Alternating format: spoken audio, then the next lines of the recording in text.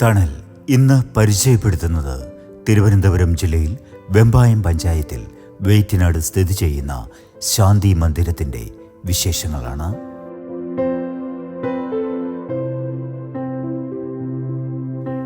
തെരുവിൽ ജീവിതം ഹോമിക്കപ്പെട്ടവർക്ക് പ്രത്യാശയുടെ അഭയകേന്ദ്രമായി മാറിയിരിക്കുന്ന ശാന്തി മന്ദിരം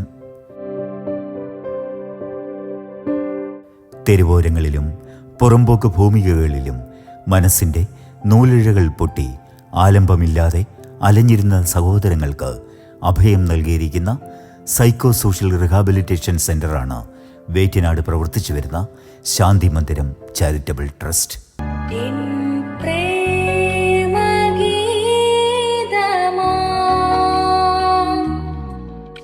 അവഗണനകൾക്ക് നടുവിൽ അലഞ്ഞിരുന്ന അശാന്തമായ മനസ്സുകൾക്ക് ശാന്തി തീരമായി മാറിയിരിക്കുന്നു ഈ ശാന്തി മന്ദിരം.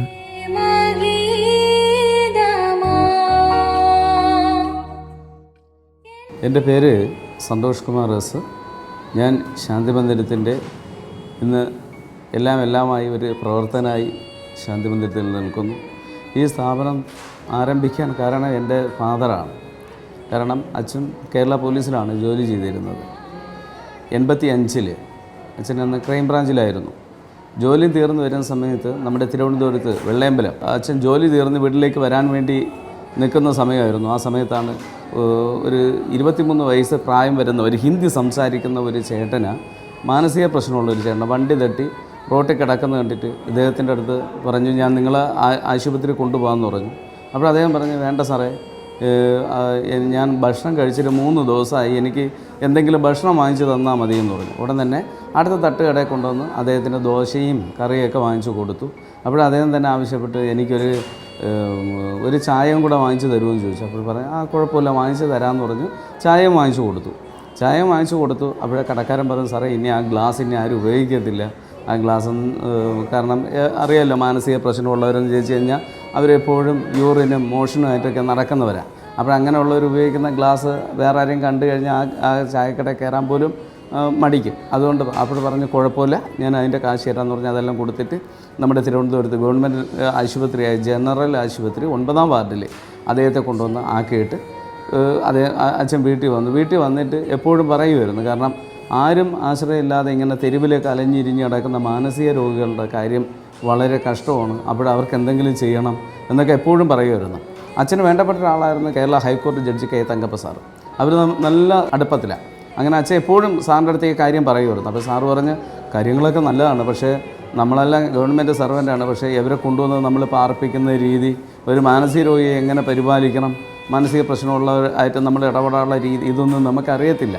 അപ്പോൾ അതുമല്ല, എന്തെങ്കിലും ഇവർ മരണപ്പെട്ടാൽ നമ്മൾ ഇങ്ങോട്ട് കൊണ്ടുപോകും. ഇതിൻ്റെ ബാക്കിയുള്ള ലീഗലായിട്ടുള്ള കാര്യങ്ങൾ ആലോചിക്കുമ്പോൾ വളരെയധികം ഭയാനകമായി നമുക്ക് തോന്നും. പക്ഷേ എങ്കിലും അച്ഛൻ പറഞ്ഞ്, സാറേ, എങ്ങനെയായിരുന്നാലും ശരി, നമുക്കൊരു 2-3 പേരെ നമ്മുടെ ചിലവിൽ തന്നെ സംരക്ഷിക്കണമെന്ന് പറഞ്ഞു. അപ്പോൾ സാറ് പറഞ്ഞതെന്ന് ചോദിച്ചാൽ, നമുക്ക് ഏതെങ്കിലും ചാരിറ്റി നടത്തുന്ന ഏതെങ്കിലും സ്ഥാപനങ്ങളുമായിട്ട് നമുക്ക് ബന്ധപ്പെട്ട് നമുക്ക് അവരെ കൂടെ സഹകരിക്കാം, അവർക്ക് എന്തെങ്കിലുമൊക്കെ സപ്പോർട്ട് ചെയ്തു കൊടുക്കാമെന്ന് പറഞ്ഞു. പക്ഷേ എങ്കിലും അച്ഛൻ പറഞ്ഞത്, നമുക്ക് അങ്ങനെയല്ല സാറേ, നമുക്കായിട്ട് നമ്മുടെ ചിലവിൽ തന്നെ നമുക്കൊരു 3 പേരെങ്കിലും സംരക്ഷിക്കണമെന്ന് പറഞ്ഞു. അപ്പോൾ അച്ഛൻ്റെ നിർബന്ധം കരുതിയാണ്. സാറും പറഞ്ഞ്, അങ്ങനെയാണെങ്കിൽ ഒരു കാര്യം ചെയ്യുക, അവർക്ക് വേണ്ട എക്സ്പെൻസ് ഞാൻ വഹിച്ചോളാം, 3 പേരെ കൂടെ നോക്കിക്കോളാം പറഞ്ഞു. അങ്ങനെ 6 പേരായിട്ട് തുടങ്ങാൻ വേണ്ടിയാണ് അവർ പ്ലാൻ ചെയ്തത്. അതിനുശേഷം നമ്മുടെ നെടുമങ്ങാട് വാളിക്കോട് എന്ന് പറയുന്ന സ്ഥലത്ത് ഇതേപോലെ ഒരു കെട്ടിടം വാടകയ്ക്കെടുത്താണ് ആദ്യമായിട്ട് തുടങ്ങുന്നത്. അപ്പോഴേ അച്ഛൻ പോലീസിലും കൂടെ ആയതുകൊണ്ട് ഈ ആരും ഇല്ലാത്ത മാനസിക പ്രശ്നമുള്ളവരെന്ന് സംരക്ഷിക്കുന്നതെന്ന് ആൾക്കാർ അറിയാൻ തുടങ്ങിയാൽ പിന്നെ അച്ഛൻ്റെ കൂടെ വർക്ക് ചെയ്യുന്ന മറ്റെല്ലാ പോലീസ് സ്റ്റേഷനിൽ നിന്നും ഇങ്ങനെ ഈ റോട്ടിൽ അലഞ്ഞിരിഞ്ഞ് നടക്കുന്നവരെ ശാന്തി മന്ദിരത്തിൽ കൊണ്ടുവരാൻ തുടങ്ങി.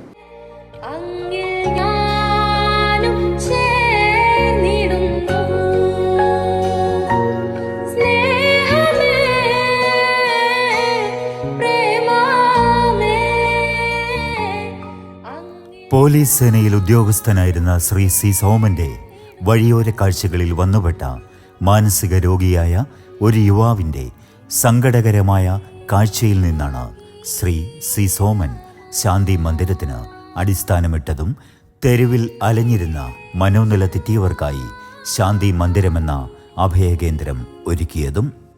റിട്ടയേർഡ് ഹൈക്കോടതി ജഡ്ജിയായിരുന്ന ബഹുമാനപ്പെട്ട കെ തങ്കപ്പൻ എന്ന സുമനസിൻ്റെ മാനസിക പിന്തുണയാലാണ് 85-ൽ ശ്രീ സോമൻ ഈ സ്ഥാപനത്തിന് ആരംഭം കുറിച്ചത്. അവരെ കൊണ്ടുവന്ന് അവസാനം അത് 10-ആയി 20-ആയി, അത് പിന്നെ ഏകദേശം 10-70ഓളം പേരായി.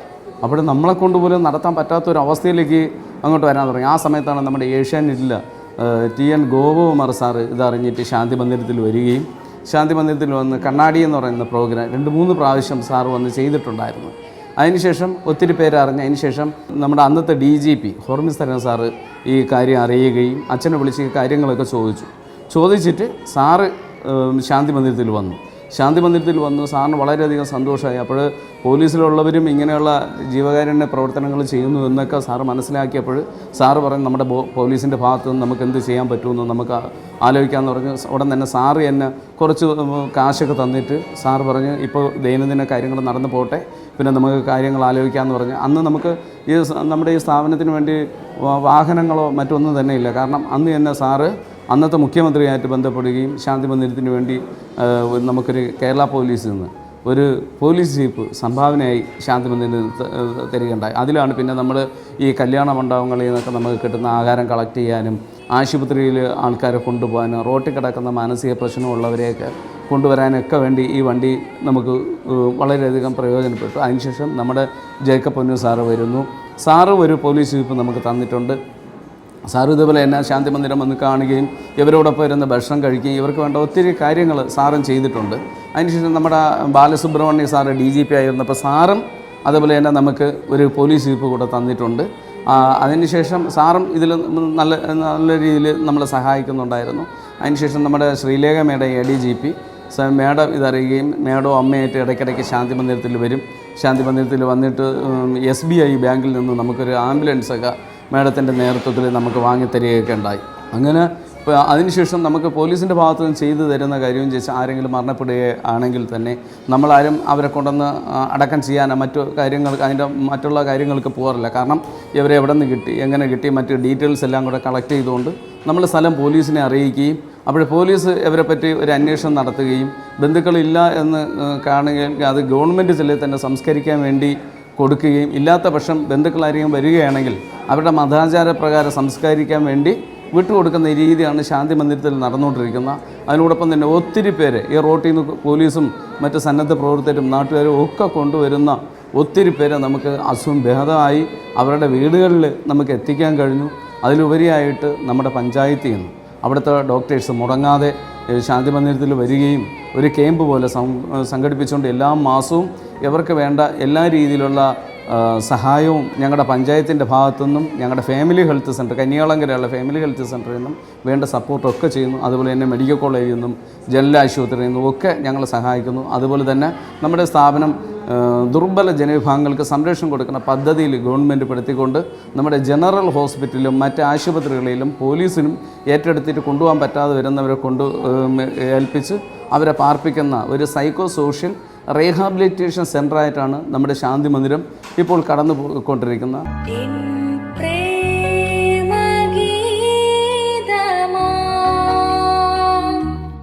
ശാന്തി മന്ദിരത്തിൻ്റെ ഇന്നത്തെ ദൈനംദിന പ്രവർത്തനങ്ങൾക്ക് ശ്രീ C. സോമന്റെ മകൻ S. സന്തോഷും സന്തോഷിന്റെ ഭാര്യ ഉഷ കുമാരിയും ചേർന്ന് നേതൃത്വം നൽകുന്നു.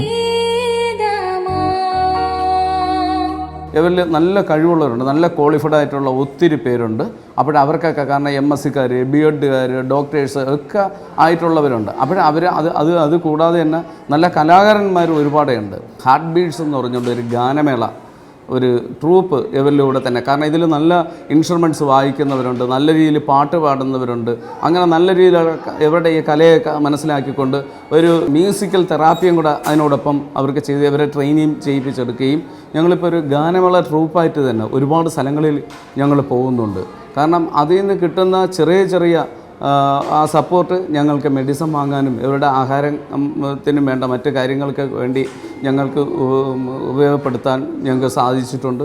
നമ്മുടെ കൊറോണയ്ക്ക് ശേഷം ഞങ്ങൾക്ക് അങ്ങോട്ട് പിന്നെ പോകാൻ പറ്റില്ല, കാരണം ഞങ്ങളുടെ ഇൻസ്ട്രുമെൻറ്റ്സ് എല്ലാം നശിച്ചു പോയി. അതിനുശേഷം ഞങ്ങളിപ്പം ആത്മീയമായിട്ട് ഞങ്ങൾ നയിച്ചുകൊണ്ട് പോകുന്നത് നമ്മുടെ ഫാദർ ഡാനിയൽ അച്ഛനും അതുപോലെ തന്നെ ഞങ്ങളുടെ വിൽസ് അച്ഛനുമാണ്. കാരണം എന്ന് വെച്ചാൽ നമ്മുടെ തൊട്ടടുത്തുള്ള ചർച്ചിലെ മലങ്കര പള്ളിയിലെ വിൽസ് അച്ഛനും ചേർന്ന് ഞങ്ങൾക്ക് വേണ്ട എല്ലാ രീതിയിലുള്ള ആത്മീയ രീതിയിലുള്ള എല്ലാ ഗൈഡൻസും തന്നുകൊണ്ട് ഇവിടെ വന്ന് കുർബാന നടത്തുകയും അതുപോലെ തന്നെ ഇവർക്ക് കൂടുതലായി കാര്യങ്ങൾ പഠിപ്പിക്കാനും ഞങ്ങളോടൊപ്പം ചേർന്ന് നിൽക്കുന്ന രണ്ട് അച്ഛന്മാരെ ഞങ്ങൾക്ക് ഒരിക്കലും മറക്കാൻ പറ്റില്ല. അതുപോലെ തന്നെ ഒത്തിരി അച്ഛന്മാരുണ്ട്.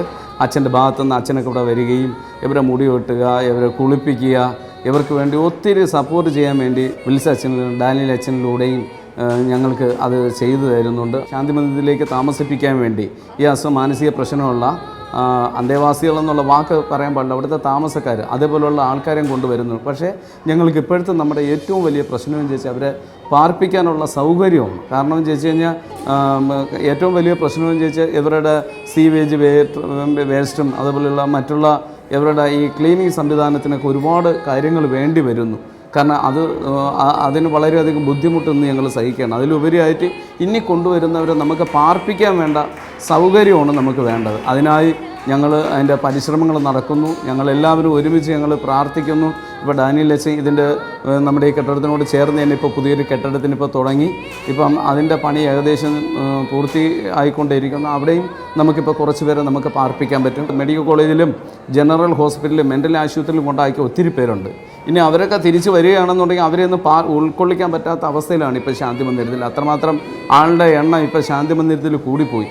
ഗവൺമെൻറ് പറഞ്ഞിരിക്കുന്നതിനേക്കാൾ കൂടുതൽ ആളായി. അപ്പോൾ ഇനി നമുക്ക് കുറച്ചുകൂടി ആൾക്കാരെ പാർപ്പിക്കാനും അവർക്ക് വേണ്ട സംരക്ഷണം ചെയ്യണമെന്നൊക്കെ ഉണ്ട്. പക്ഷേ അതിന് സാധിക്കാതെ വരുന്നു. ഞങ്ങൾ മുന്നേ നമ്മുടെ ജനറൽ ആശുപത്രിയിലും മെഡിക്കൽ കോളേജിലും ഈ താടി മുടിയൊക്കെ വളർത്തി കിടക്കുന്ന അനാഥരായിട്ടുള്ളവരെ ഈ മുടിയൊക്കെ വെട്ടി ഷേവ് ചെയ്ത് കൊടുക്കാൻ വേണ്ടി നമ്മൾ ഇവിടെ നിന്ന് ശാന്തി മന്ദിരത്തിൽ നിന്ന് ഞങ്ങൾ ഇവിടെ നിന്ന് പോകുന്നുണ്ട്. നമുക്ക് ഈ പട്ടിണിയില്ല പട്ടണമെന്ന് പറഞ്ഞിട്ട് ചേർന്നൊക്കെ ഒരു സംഭവം, അതോടൊപ്പം തന്നെ ഒരു സ്നേഹപ്പൊതി എന്ന് പറഞ്ഞുകൊണ്ട് ഒരു സംഭവം കൂടെ, അത് രണ്ട് ഇവിടെ വെച്ചാണ് ചെയ്യുന്നത്. ചെയ്തിട്ട് സ്നേഹപ്പൊതി എന്ന പേരിൽ ഞങ്ങളൊരു സംരംഭം തുടങ്ങുകയും എല്ലാ ദിവസവും അവർക്ക് ഈ സ്ട്രീറ്റിൽ അലഞ്ഞിരിഞ്ഞ് കിടക്കുന്നവർക്ക് ഞങ്ങൾ ഭക്ഷണം എത്തിക്കുന്നുണ്ടായിരുന്നു. നമ്മുടെ ബഹുമാനപ്പെട്ട ഡാനിയൽ പൂണത്തിൽ അച്ഛൻ പുതിയൊരു സംരംഭം കൂടെ ഇപ്പം ഞങ്ങളെ കൊണ്ട് തുടങ്ങിക്കാൻ പോകുന്നു. അപ്പോൾ അച്ഛന് ഞങ്ങൾക്ക് താല്പര്യമാണ്. കാരണം എന്ന് ചോദിച്ചാൽ അച്ഛൻ പറഞ്ഞു നമുക്കൊരു ഗാനമേള ട്രൂപ്പ് അടുത്ത് തുടങ്ങണമെന്ന് പറഞ്ഞു. ഞങ്ങൾ അതിന് വേണ്ടിയുള്ള അത്യാവശ്യം വേണ്ടിയുള്ള എല്ലാ ഒരുക്കങ്ങളൊക്കെ ആയിക്കഴിഞ്ഞു. ഇനി നമ്മുടെ ശാന്തി മന്ദിരത്തിലെ അസുഖം ഭേദമായ ഞങ്ങളുടെ പ്രിയപ്പെട്ട സഹോദരങ്ങളും അവരെ പഠിപ്പിക്കുന്ന ഒത്തിരി പേരുണ്ട്. അവരെല്ലാവരും കൂടി ചേർന്ന് ഞങ്ങൾ വീണ്ടും ഹാർട്ട് ബീറ്റ്സ് എന്ന് പറയുന്ന ഗാനമേളയും സ്നേഹപ്പൊതിയായിട്ടൊക്കെ ഞങ്ങൾ അടുത്ത് വീണ്ടും ഞങ്ങൾ ഇറങ്ങാൻ പോകുന്നു. അപ്പോഴും നമുക്ക് എല്ലാവരുടെയും വളരെയധികം വലിയ പിന്തുണയും സ്നേഹവും കരുതലൊക്കെ വേണം. ഇപ്പോൾ ശാന്തി മന്ദിരത്തിൽ 120-ലധികം ആൾക്കാരുണ്ട്, താമസക്കാരുണ്ട്. അതുപോലെ തന്നെ ഞങ്ങൾ എല്ലാ ദിവസവും രാവിലെ ഇവിടുത്തെ ദിനചര്യ ഇതാണ്. കാരണം എല്ലാ ദിവസവും രാവിലെ എല്ലാവരും ഉറക്കമൊഴിച്ച് വരും. വന്ന ഉടനെ അവർക്കെല്ലാവർക്കും ഞങ്ങൾ ഓരോ ബെഡ് കോഫി കൊടുക്കും. അതിനുശേഷം നമ്മുടെ കിടപ്പ് രോഗികളായിട്ടുള്ളവരും നമ്മളെ മറ്റുള്ള ചേട്ടന്മാരെ എല്ലാവരെയും ഞങ്ങൾ കൊണ്ടുപോയി കുളിപ്പിക്കും. ഇതിൻ്റെ പ്രവർത്തകരും ഒക്കെ ചേർന്ന്. കാരണം ഞങ്ങളുടെ ശാന്തി മന്ദിരത്തെ സംബന്ധിച്ച് ഏറ്റവും വലിയ ഭാഗ്യം ചോദിച്ചാൽ ഇവരെ ഈ ക്ലീനിങ് സ്റ്റാഫ് ഇവർ കുളിപ്പിക്കാനും മറ്റുള്ള കാര്യങ്ങൾ ചെയ്യാൻ തന്നെ എല്ലാവരും മടിക്കുന്ന ഒരു ഇതാണ്. കാരണം എപ്പോഴും മോഷനും യൂറിൻ്റെയൊക്കെ മണം അടിക്കുന്നതുകൊണ്ട് നമുക്ക് ആരും കുറ്റം പറയാൻ പറ്റത്തില്ല. പക്ഷേ ഓരോരുത്തർക്കും ഓരോ മനസ്സ് ഇതാണ്. പക്ഷേ ഇതിനു വേണ്ടി ഒരു സമർപ്പിതമായിട്ട് നിൽക്കുന്നവർക്ക് മാത്രമേ നമുക്കത് ഈ ഒരു കാര്യങ്ങളിൽ നമുക്ക് മുന്നോട്ട് പോകാൻ പറ്റത്തുള്ളൂ.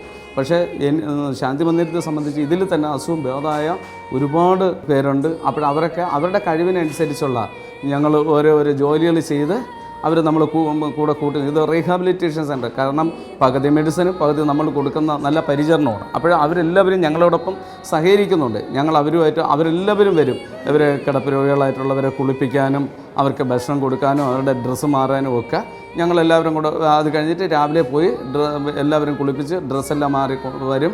വന്നാക്കിൽ അവരുടേതാകുന്ന രീതിയിൽ ഒരു പ്രാർത്ഥനയുണ്ട്. ആ പ്രാർത്ഥന കഴിഞ്ഞാൽ എല്ലാവർക്കും രാവിലത്തെ കാപ്പി, ദോശയോ പുട്ടോ അങ്ങനെ എന്തെങ്കിലും കാപ്പി ഞങ്ങൾ തയ്യാറാക്കും. അതെല്ലാവരും കഴിക്കും. അതിനുശേഷം എല്ലാവർക്കും മെഡിസിൻ കൊടുക്കാനുണ്ട്. നമ്മുടെ ശാന്തി മന്ദിരത്തിൽ തന്നെ നേഴ്സുമാരുണ്ട്. അവരവർക്ക് മെഡിസിൻ കൊടുക്കും. അത് കഴിഞ്ഞാൽ ഇവരെ പരിപാലിക്കുന്നതായിട്ടുള്ള MSWക്കാരുണ്ട്. അപ്പോൾ ആ കോഴ്സ് പാസ്സായവർ നമ്മളിവിടെ സ്റ്റാഫായിട്ട് നിർത്തിയിട്ടുണ്ട്. അവരവർക്ക് വേണ്ട എക്സസൈസ്, പിന്നെ അവരെ കൊണ്ട് യോഗ, പിന്നെ അത് കഴിഞ്ഞ് ഇവരെ കൊണ്ട് അവരുടെ കുറേ ഒത്തിരി ആക്ടിവിറ്റീസൊക്കെ ഇവരെ കൊണ്ട് ചെയ്യിക്കുന്നുണ്ട്. പിന്നെ ഓരോരുത്തരുടെ കഴിവിനനുസരിച്ചുള്ള ആക്ടിവിറ്റീസ് സെപ്പറേറ്റും കൊടുത്തിട്ടാണ് കൊണ്ടുപോകുന്നത്. പിന്നെ എല്ലാ ദിവസവും 1 മണിക്ക് 1:30 വെച്ച് നാടൻ ഭക്ഷണമാണ് നമ്മളിവിടെ. മീൻകറിയും കപ്പയും മറ്റ് കറികളൊക്കെ വെച്ചുള്ള നാടൻ ഭക്ഷണമാണ് ഞങ്ങൾ ഇവർക്ക് കൊടുക്കുന്ന. അത് കഴിഞ്ഞിട്ട് എല്ലാ ദിവസവും വൈകുന്നേരത്ത് 4 മണിക്ക് ഒരു ചായയും ഒരു ചെറിയ എന്തെങ്കിലും സ്നാക്സ് നമ്മൾ കൊടുക്കുന്നുണ്ട്. എല്ലാവരും ഒരുമിച്ച് കൂടും. അവർ കുറേ ഗെയിമൊക്കെ കളിക്കും. പല ഭാഷക്കാർ, പല ദേശക്കാർ, പല സ്ഥലങ്ങളിൽ നിന്നും പോലീസും സന്നദ്ധ സേവന പ്രവർത്തകരും ചേർന്ന് എത്തിച്ചവരാണ് ഇവരിൽ ഭൂരിപക്ഷവും. ഇത് ഇവരുടെ ഒരു എൻ്റർടൈമും അത് കൂടാതെ ഇവർ ചേട്ടന്മാരൊക്കെ എപ്പോഴും ഇതൊക്കെ കളിക്കുകയും ഇവരോടൊപ്പം നല്ല ഇതാണ്. അങ്കിളിനെയൊക്കെ നമുക്ക് ഇവിടെ ഈ കൊറോണ സമയത്ത് നമ്മുടെ തിരുവനന്തപുരത്ത് അലഞ്ഞിരിഞ്ഞ് നടന്നവരെയൊക്കെ സ്കൂളിലാക്കിയിട്ടുണ്ടായിരുന്നു. അപ്പോൾ അത് കഴിഞ്ഞിട്ട് അവർക്ക് പോകാൻ പറ്റാതെ വന്നപ്പോൾ അന്ന് അവിടെ തിരുവനന്തപുരം താലൂക്ക് തഹസീൽദാരും ഒക്കെ കൂടി ചേർന്നാണ് ചേട്ടനെയൊക്കെ ഇവിടെ കൊണ്ടുവന്നത്. ഇപ്പം ചേട്ടനൊക്കെ ഇവിടെ നല്ല സന്തോഷത്തിലാണ് അല്ലേ അമ്മ? നല്ല സന്തോഷത്തിലാണ് മാമനൊക്കെ.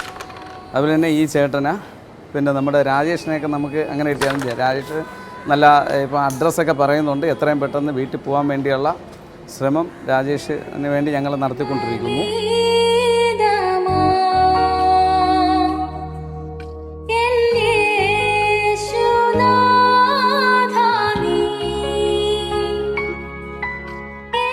മാഡം എല്ലാ ദിവസവും ഇവർക്ക് വേണ്ട ഇത് ചെയ്യുന്നുണ്ട്.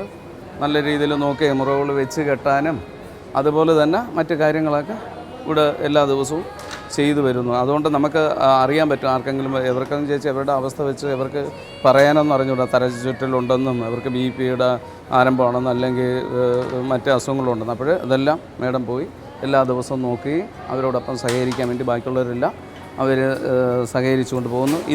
ഇദ്ദേഹത്തിന് ഞങ്ങൾക്ക് കഴിഞ്ഞ ദിവസം നമ്മുടെ പേരൂർക്കട മെൻ്റൽ ആശുപത്രിയിൽ നിന്ന് കിട്ടിയതാണ് ഇവരെ 3 പേര്. കാരണം അവിടെ ഫോറൻസിക് വാർഡ് എന്ന് പറഞ്ഞിട്ട് ഒരു പ്രത്യേക വാർഡുണ്ട്. പോലീസൊക്കെ കൊണ്ടുവന്ന് ആക്കുന്നതാണ്. അപ്പോൾ അവന് സ്വന്തം കാര്യങ്ങളൊന്നും പറയാനൊന്നും അറിയത്തില്ല. ആളിങ്ങനെ ഒരിടത്തിങ്ങനെ ഇരിക്കും. പിന്നെ നമ്മൾ ഭക്ഷണത്തിനാണെങ്കിലും ആളിനെ വിളിക്കണം. ഇങ്ങനെ ഒരു പ്രത്യേക ഇതാണ്. പുള്ളിക്കാരനെ പറ്റി ഞങ്ങൾ പഠിച്ച് വരുന്നതേ ഉള്ളൂ. പിന്നെ അതുപോലെ തന്നെ ഇത് രാജാ സിബിൻ, പുള്ളിക്കാരൻ തമിഴ്നാട് സ്വദേശിയാണ്. ഇദ്ദേഹം നല്ല രീതിയിൽ പാട്ടൊക്കെ പാടും, തമിഴ് പാട്ട് പാടും. അത് കഴിഞ്ഞിട്ട് ഇടയ്ക്കിടയ്ക്ക് ഇപ്പം ഞങ്ങൾക്ക് ഇദ്ദേഹത്തിൻ്റെ ചേട്ടനെയൊക്കെ കണ്ടെത്താൻ കഴിഞ്ഞു. ഇപ്പോൾ ചേട്ടൻ വന്നു, കഴിഞ്ഞ ദിവസം വന്നു, കണ്ടിട്ടൊക്കെ പോയി. പിന്നെ ഇത് നമ്മുടെ മെഡിക്കൽ കോളേജിൽ നിന്ന് ഞങ്ങൾ കൊണ്ടുവന്നതാണ് സത്യനാഥനെ പറ്റി പറയുകയാണെന്നുണ്ടെങ്കിൽ സത്യനാഥൻ്റെ ഒരു ഭയങ്കര ഒരു ചരിത്രമാണ്. കാരണം സത്യനാഥന് വലിയൊരു ആക്സിഡൻ്റൊക്കെ ഉണ്ടായി ആരോ എടുത്ത് ആംബുലൻസിൽ നമ്മുടെ മെഡിക്കൽ കോളേജിൽ കൊണ്ടുവന്ന് ആക്കിയിട്ട് പോകും. സത്യനാഥന് മോശം പോകുന്നതും യൂറിൻ പോകുന്നതൊന്നും അറിയാൻ പറ്റില്ല. കാരണം അദ്ദേഹത്തിൻ്റെ മോശം പോകുന്ന യൂറിൻ പോകുന്ന വെയിനൊക്കെ കട്ടായി പോയെന്നാണ് ഡോക്ടർ പറഞ്ഞത്. കാരണം ഒരു ദിവസം ഞങ്ങൾ ഏറ്റവും കുറഞ്ഞ ഒരു 6 ഡൈപ്പർ സത്യനാഥന് വേണ്ടി ഞങ്ങൾ കൊടുക്കുമായിരുന്നു. കാരണം ഇദ്ദേഹത്തിന് ആരും അടുപ്പിക്കത്തില്ല ഇവിടെ പോലും. പുള്ളിക്കാരൻ പോയി ഒറ്റയ്ക്ക് മാറിയിരിക്കും. കാരണം എന്ന് വെച്ച് കഴിഞ്ഞാൽ മോശം ഇങ്ങനെ വെള്ളം പോലും എപ്പോഴും ഇങ്ങനെ പൊക്കോണ്ടിരിക്കും.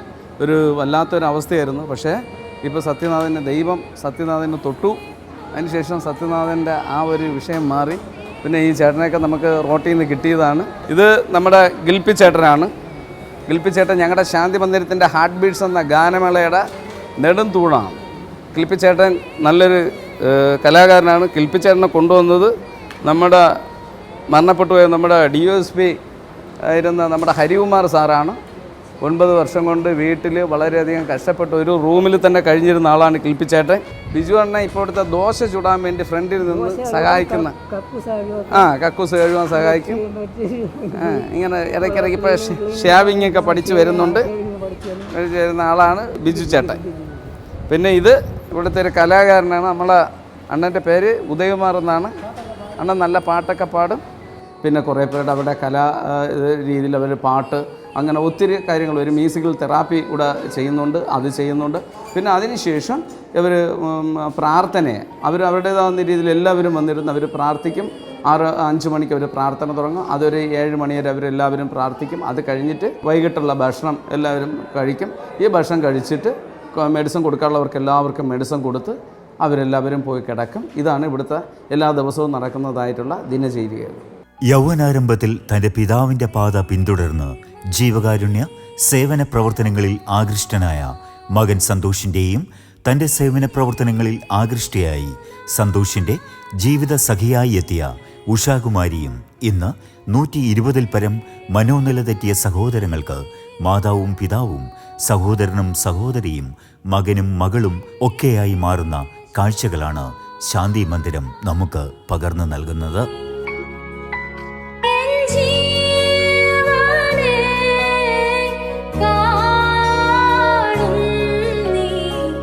കൃത്യമായ മരുന്നുകളും പരിചരണങ്ങളും പലരെയും സാധാരണ ജീവിതത്തിലേക്ക് മടക്കി വരുത്തിക്കൊണ്ടിരിക്കുന്നു. ഒരുപറ്റം മനുഷ്യസ്നേഹികളായ വ്യക്തികളുടെ സേവന സമർപ്പണവും ആത്മസമർപ്പണവുമാണ് ശാന്തി മന്ദിരത്തിൻ്റെ വിജയകരമായ പ്രവർത്തനങ്ങൾക്ക് പിന്നിൽ പ്രവർത്തിക്കുന്ന ഘടകം.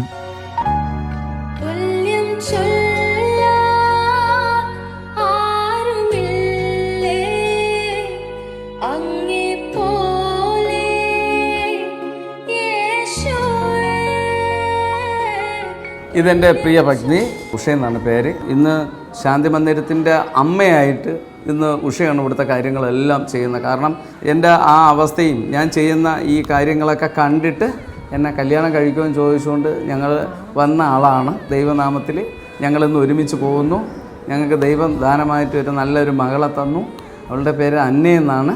ഞങ്ങൾ മൂന്നുപേരും കൂടെ നിന്ന് നല്ല മനോഹരമായിട്ട് ഇന്ന് ശാന്തി മന്ദിരത്തിലെ കാര്യങ്ങളൊക്കെ നോക്കി പോകുന്നു. ഉറ്റവരും ഉടയവരും ആരെന്നറിയാതെ ജീവിത വഴികളിൽ എപ്പോഴോ എവിടെ വെച്ചോ മനസ്സിൻ്റെ നൂലിഴകൾ പൊട്ടി തെരുവിൽ അലഞ്ഞിരുന്ന 120-ൽ പരം പേർ ശാന്തി മന്ദിരത്തിൽ ശാന്തിയുടെ തണൽ അനുഭവിച്ചു വരുന്നു. ഞങ്ങൾ ഈ പ്രവൃത്തി ചെയ്യാൻ കാരണം ഒറ്റൊരു കാര്യമേ ഉള്ളൂ. ഈശോയെ പ്രതിയാണ് ചെയ്യുന്നത്. ഈശോനെ അത്രയധികം സ്നേഹിക്കുന്നത് കൊണ്ട് മാത്രമാണ് ഈ പ്രവൃത്തി ചെയ്യാൻ മുന്നോട്ട് വന്നത് തന്നെ. അപ്പോൾ ഇതിൽ വന്നതിന് ശേഷം സഹനങ്ങൾ, ബുദ്ധിമുട്ടുകൾ എന്തൊക്കെ വന്നാലും ഈശോയെ പ്രതി അതെല്ലാം സഹിക്കാനുള്ള ശക്തി കിട്ടുന്നുണ്ട്. വളരെ സന്തോഷമാണ്, വളരെ ആനന്ദമാണ്. എന്താണ് ഞങ്ങൾക്ക് ഈ ഈശോനെ അറിയുന്നതിന് മുമ്പ് നമുക്ക് ഒത്തിരി ആഗ്രഹങ്ങളൊക്കെ ഉണ്ടായിരുന്നു. വീട് വെക്കണം, കാറ് വേണം, അത് വേണം, അങ്ങനെയുള്ള ഒത്തിരി ആഗ്രഹങ്ങളുണ്ടായിരുന്നു. ഇവിടെ വന്ന് ഇവരോട് ഒപ്പം കൂടിയതിന് ശേഷം ഒന്നാം സ്ഥാനം ദൈവത്തിന് കൊടുത്ത് ഈശോനെ അറിഞ്ഞതിന് ശേഷം അങ്ങനെയുള്ള യാതൊരു ആഗ്രഹങ്ങളും ഇല്ല. അങ്ങനെ ഒന്നും വേണമെന്ന് തന്നെയില്ല. എനിക്ക് എൻ്റെ പിള്ളേരാണ് ഇവരെല്ലാവരും. ഇവരെ നന്നായിട്ട് നോക്കണമെന്നും അവരെ VVIPകളെ പോലെ സംരക്ഷിക്കണമെന്നും അവർക്ക് എന്തൊക്കെ വേണോ ആഗ്രഹങ്ങൾ അതൊക്കെ സാധിച്ചു കൊടുക്കാനുള്ള ശ്രമമാണ് ഞങ്ങൾ നടത്തിക്കൊണ്ടിരിക്കുന്നതിന്. അതിന് വേണ്ടിയിട്ട് ഞങ്ങളുടെ അപ്പനും അമ്മമാരും സഹോദരങ്ങളും എല്ലാവരും ഞങ്ങളോട് സപ്പോർട്ടാണ്. ഞങ്ങളുടെ കുടുംബം ഞങ്ങളുടെ കൂടെ സപ്പോർട്ടുണ്ട്. ഇത് മുന്നിട്ട് പ്രവർത്തിച്ചത് തന്നെ എൻ്റെ ഹസ്ബൻഡ് ചേട്ടയുടെ അച്ഛനാണ്. ഇതിന് മുന്നിട്ടിറങ്ങിയത്. അച്ഛൻ്റെ അമ്മ, അവരിൽ 2 സഹോദരങ്ങളുണ്ട്. അവരുടെ കുടുംബവും ഹിന്ദുവാണ്. അവരും അമ്പലവും എല്ലാം ആയിട്ട് ജീവിച്ചു പോകുന്നവരാണ്. അവിടെ കുഞ്ഞിന് ഒരു ഹാർട്ടിന് ഒരു ചെറിയ പ്രശ്നം വന്നതിന് ശേഷം വെട്ടുകാട് പള്ളിയിൽ പോയി പ്രാർത്ഥിച്ചാൽ മാറും എന്ന് പറഞ്ഞ് വിട്ടതിന് പ്രകാരം അവർ പോവുകയും ആ ഒരു വിശ്വാസത്തിലോട്ട് വന്നത് കൊണ്ടാണ് ഞങ്ങളെല്ലാവരും ഈ ഒരു ക്രിസ്തീയ വിശ്വാസത്തിൽ വന്നത്. ഇന്ന് അവൾക്ക് 2 മക്കളാണ്. അവൾ സന്തോഷത്തോടുകൂടി ജീവിക്കുന്നത്. ചേട്ടയുടെ അനിയത്തിയാണ്. അതിന് തൊട്ട് ഇളയത് ഒരു അനിയത്തിയുണ്ട്. അവരും സന്തോഷത്തോടെ ഇരിക്കുന്നു. ഇവരെല്ലാവരും ഞങ്ങൾക്ക് സപ്പോർട്ടാണ്. ഞങ്ങളെ കൊണ്ട് ഒറ്റയ്ക്ക് ഒന്നിനും സാധിക്കുകയില്ല. ഇവരെല്ലാവരും ഉണ്ട്. ചേട്ടയുടെ അച്ഛന്, അമ്മ, സഹോദരങ്ങൾ എല്ലാവരും ഉണ്ട്. അതിനോടൊപ്പം എൻ്റെ വീട്ടുകാരും നല്ല രീതിയിൽ സപ്പോർട്ടാണ്. അതുകൊണ്ടാണ് ഞങ്ങൾ ഇത്രയും ബലമായിട്ട് മുന്നോട്ട് പോകുന്നത്. എല്ലാറ്റിനും ഉപരിയായിട്ട് ഈശോ കൂടുതലുണ്ട്. ഈശോ അത്രയധികം സ്നേഹിക്കുന്നു. ഈ ഈശോനെ അറിഞ്ഞില്ലായിരുന്നെങ്കിൽ ഭയങ്കര നഷ്ടമായി പോയാലായിരുന്നെന്നാണ്. കാരണം ഈശോനെ അറിഞ്ഞതുകൊണ്ട് മാത്രമാണ് എൻ്റെ ഒരു ജീവിതമാണ് പറയുന്നത്. മറ്റുള്ളവരെ കുറ്റപ്പെടുത്തുന്ന ഒന്നുമല്ല. എനിക്ക് മറ്റുള്ളവരെ സ്നേഹിക്കാനും നമ്മൾ ജീവിക്കുന്നുണ്ടെങ്കിൽ എന്തെങ്കിലും ഒരു അർത്ഥത്തിൽ ജീവിക്കണം. അല്ലെങ്കിൽ ഇവിടെ ജീവിച്ചിരുന്നു, അല്ലെങ്കിൽ ഒരു മനുഷ്യനായിട്ട് ജീവിച്ചു പോയി എന്നല്ലാതെ ഈ ജീവിതകാലം കൊണ്ട് മറ്റുള്ളവർക്ക് ഉപയോഗപ്പെടുത്തുന്ന രീതിയിൽ മുന്നോട്ട് പോകണമെന്നാണ് ആഗ്രഹം. അതുകൊണ്ട് നിങ്ങളെല്ലാവരും ഞങ്ങൾക്ക് വേണ്ടി പ്രാർത്ഥനയും സപ്പോർട്ടും എല്ലാം തരണം.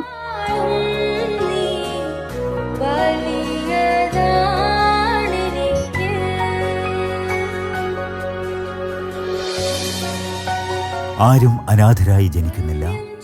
ഉറ്റവരാൽ ഉപേക്ഷിക്കപ്പെടുമ്പോഴാണ് ഒരാളുടെ ജീവിതം അനാഥമായി മാറുന്നത് എന്ന തിരിച്ചറിവിൽ എന്നോ എപ്പോഴോ എവിടെയൊക്കെയോ വെച്ച് സ്വന്തം ബന്ധങ്ങൾ നഷ്ടമായി മാറിയ 120-ൽ പരം പേർക്ക് സ്വന്തം ബന്ധങ്ങളുടെ ശാന്തി മന്ദിരമായി മാറിയ വേറ്റിനാട് ശാന്തി മന്ദിരത്തിൻ്റെ വിശേഷങ്ങൾ പങ്കുവെച്ചുകൊണ്ടുള്ള തണലിൻ്റെ ഇന്നത്തെ അധ്യായം ഇവിടെ പൂർണ്ണമാവുന്നു.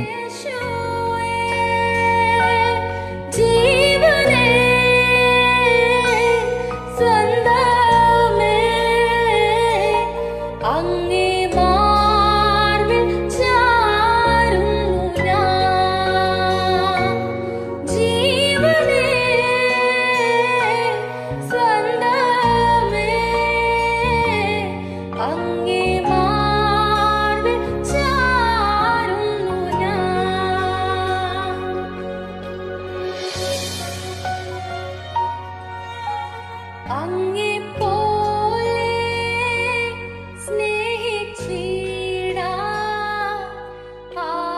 അതിൽ